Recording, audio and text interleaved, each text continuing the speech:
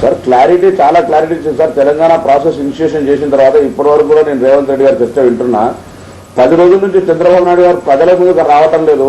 నేను ఇలా విమర్శిస్తున్నాను. రేవంత్ రెడ్డి గారు మా తెలంగాణ సోదరుడు, నేను దాని గురించి విమర్శించలేదు. కానీ ఈరోజు రాజకీయ పార్టీలు నిన్న యూనివర్సిటీ సంఘటన దురదృష్టకరం, తీవ్రంగా ఖండిస్తున్నాం. కానీ యూటర్న్ తీసుకుని ఈ రాజకీయ పరిస్థితికి ఎవరు కారణం? కాంగ్రెస్ పార్టీ కారణమా? ఒక ప్రకటన తెలంగాణకు సంబంధించి దీర్ఘకాలికంగా ఉన్నటువంటి పెండింగ్ ఇష్యూను ప్రాసెస్ ప్రారంభం చేస్తున్న తర్వాత నా శాసనసభ్యులు, నా పార్లమెంట్ సభ్యులు నా మాట వినడంలో రాజీనామా చేస్తున్నారని చంద్రబాబు గారు స్వయంగా ప్రకటన చేసినారు. మీ పార్టీ గురించి చెప్పండి. మీ పార్టీలో ఏం జరుగుతుంది? మీ పార్టీలో ఢిల్లీలో ఉన్న వాళ్ళు ఎందుకని మాట్లాడలేదు, ఎందుకని ముందుకు రావట్లేదు? వాళ్ళు ఒత్తిడి తీసుకొచ్చే ప్రయత్నం చేస్తూ ఉన్నారా లేదా? తప్పకుండానే 11 మంది లోక్సభ సభ్యులం అందరం కూడా ఐక్యంగా తెలంగాణకు సంబంధించి సాధన లోపల మేము ఈరోజు ప్రక్రియ విద్యార్థులు ఉద్యమం చేపట్టిన తర్వాత మా నాయకత్వం మీద అక్కడ ఉన్నటువంటి ప్రాంత ప్రజల ఆకాంక్షను తెలియజెప్పాం.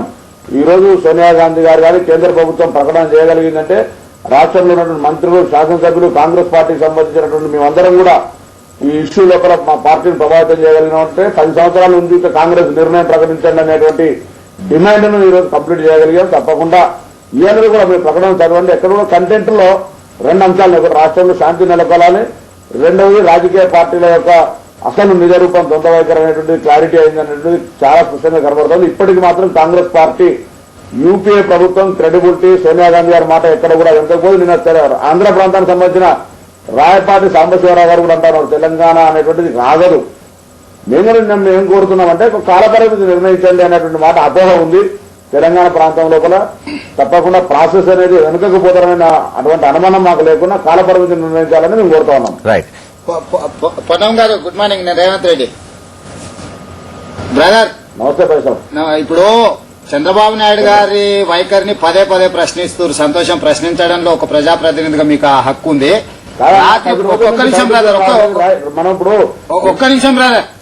రాత్రి 11:30 గంటలకు తెలంగాణకు అనుకూలంగా కేంద్ర ప్రభుత్వం ప్రకటిస్తే పొద్దుగాల 6 గంటల వరకు ప్రకటనలతో సహా, ఒక్క నిమిషం, పొద్దుగాల 6 గంటల వరకు ప్రకటనలతో సహా మొత్తానికి బయటకు వచ్చి నిరాహార దీక్ష చేసిన రాజగోపాల్ ను కనీసం మీ అధ్యక్షురాలు గాని మీ పార్టీ గాని మందలించిన సందర్భం ఉందా? షోకాజ్ నోటీస్ ఇచ్చిన సందర్భం ఉందా? ఇవాళ ఒక్క రాజగోపాల్ మీ 13 మంది, ఒక కేంద్ర మంత్రి, 12 మంది ఎంపీల కంటే కూడా బలమైనోడుగా ఈ రోజు నిరూపించారు.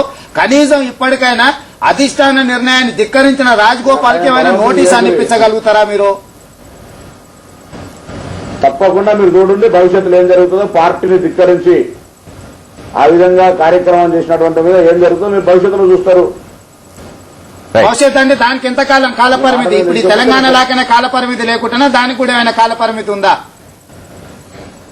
తెలంగాణ కూడా కాలపరిమితి పెట్టమని మేమే అడుగుతా ఉన్నాం. మీరు ఒక్కటే దయచేసి మీరు ఏం చెప్పండి అంటే, మేము గతంలో ప్రణబ్ ముఖర్జీ ఇచ్చిన లెటర్ గానీ, ఆల్ పార్టీ మీటింగ్ లో గానీ, ఫ్లోర్ ఆఫ్ ది హౌస్ లో ఇచ్చిన మాట ప్రకారంగా శాసనసభ తీర్మానానికి యావత్ తెలుగుదేశం సపోర్ట్ చేస్తారనే మాట చెప్పానండి. ఒక్కసారి సోనియా గాంధీ గారిని మొదట మాట్లాడమనండి తెలంగాణ అంశం మీద. ఈ దేశాన్ని పరిపాలించే పార్టీగా సోనియా గాంధీ గారి తరపున గాని, సోనియా గాంధీ గారు గాని మేము తెలంగాణ కట్టుబడి ఉన్నాం, ఇంత లోపల చేస్తామని ప్రకటించమని చంద్రబాబు నాయుడు గారు మరుక్షణం ప్రకటించకపోతే మీకు ప్రశ్నించే నైతిక హక్కు ఉంటుంది. తప్పకుండా కాలపరిమితి నిర్ణయించాలని మీకంటే ముందు మేమే అడుగుతాను. దాంట్లో అందుకొరకే రాజీనామాలు చేసినాం.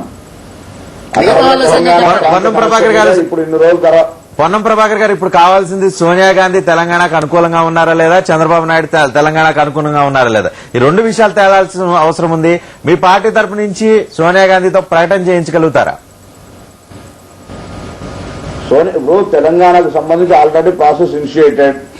ఆ ఇనిషియేషన్ తర్వాత యూటర్న్ తీసుకున్నటువంటి రాజకీయ పరిస్థితుల కారణంగా, మాట తప్పినటువంటి పరిస్థితుల కారణంగా ఒక వాతావరణం ఏర్పడ్డది. ఆ శాంతి నెలకొల్పాలనేటువంటి ఆలోచనతోటి మళ్లీ అందరూ కూడా ఒకసారి నాట్ ఏకాభిప్రాయం కన్సల్టేషన్ అనేటువంటి ఒక మాటతోటి ప్రభాకర్ గారు 23వ తారీఖు చిదంబరం ప్రకటించిన ప్రకటన, 23వ తారీఖు చిదంబరం ప్రకటించిన 2వ ప్రకటన యూటర్న్ తీసుకున్నట్లా, స్ట్రైట్ అవే ముందుకు వెళ్తున్నట్లా? యూపీఏ ప్రభుత్వానికి క్రెడిబిలిటీ ఉంది.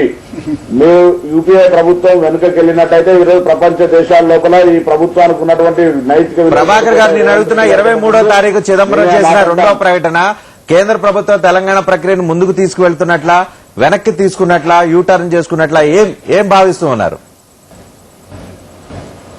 వెనక్కి తీసుకోలేదు, యూటర్న్ తీసుకోలేదు, ముందుకు పోతా ఉన్నది. కానీ ముందుకు పోయే సందర్భంలో ఎప్పటి వరకు గమ్యం చేరుతామనేది లేదు. కాబట్టి మా ఆక్షేపణ ముందుకు పోయే సందర్భం లోపల అప్పటి వరకు నిర్ణయాన్ని అమలు చేయడం. చిన్న చిన్న గ్రౌండ్ లో కూడా ఆ ఏరియాలో ఉన్న నాయకత్వాలు బాధ్యత తీసుకుంటారు. ఎందుకంటే అది తీసుకోవాలంటే వీళ్ళకి అవగాహన రావాలి.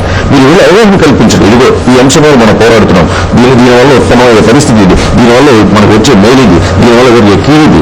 ఇట్లాంటి మీకు అవగాహన కల్పించడంలో ఎప్పుడైతే ప్రయత్నం జరుగుతుందో, ఆ ప్రయత్నం జరగకపోతుందో ఈ హింస, ఈ విధ్వంసం ఇది ఇంకా కొంతకాలం ఎట్లయినా ఉంటుంది. ఒకటండి, ఇక్కడ విజయోత్సవ సభలు జరుపుకుంటున్నప్పుడు అక్కడ సమరోత్సవ సభలు మొదలుపెట్టారు. ఇప్పుడు ఇక్కడ సమరోత్సవ సభలు పెట్టి అక్కడ విజయోత్సవ సభలు పెట్టారు. అంటే ఇక్కడికి అక్కడికి ఎప్పుడూ అభిప్రాయాలలో ఆ తేడా కనిపిస్తున్నామని ప్రదర్శిస్తారు. దీనికి ప్రధాన కారణం రాజకీయ నాయకులు ఈ ప్రజాస్వామ్య దేశంలో ఏ ప్రక్రియకైనా, ఏ సమస్య పరిష్కారానికైనా రాజకీయ నాయకులు రాజకీయ వ్యవస్థనే పరిష్కారం చెప్పగలుగుతుంది. ఉద్యమాలు చేసే వాళ్ళు వాళ్ళ ఉద్దేశాలను, వాళ్ళ ఆలోచనలను, లేకపోతే వాళ్ళ ఆవేదన ప్రదర్శించడానికో, చెప్పడానికో, ప్రభుత్వాల దృష్టికి తీసుకెళ్లడానికి మాత్రం ఉద్యమాలు జరుగుతాయి. కాబట్టి ప్రతి సమస్యకు పరిష్కారం చెప్పగలిగింది డెమోక్రటిక్ కంట్రీలో ఒక రాజకీయ వ్యవస్థనే. కాబట్టి ఈరోజు రాజకీయ వ్యవస్థను దూషించినంత మాత్రాన సమస్యలు పరిష్కారం కాదు. రాజకీయ వ్యవస్థను దూషించడం కూడా కరెక్ట్ కాదు. ఎందుకంటే మనం ఈ వ్యవస్థను దాటి వేరే దాంట్లో పోయాం. రాజకీయ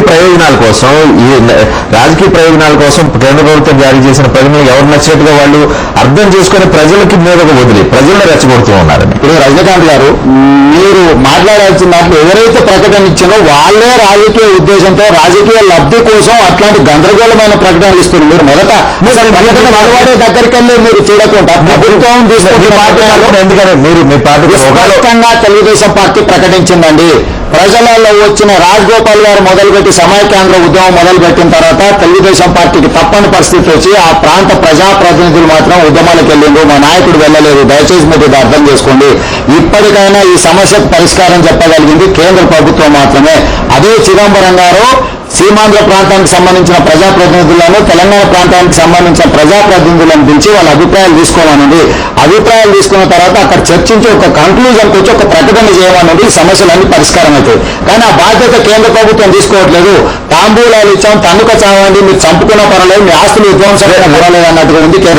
రాష్ట్రంలో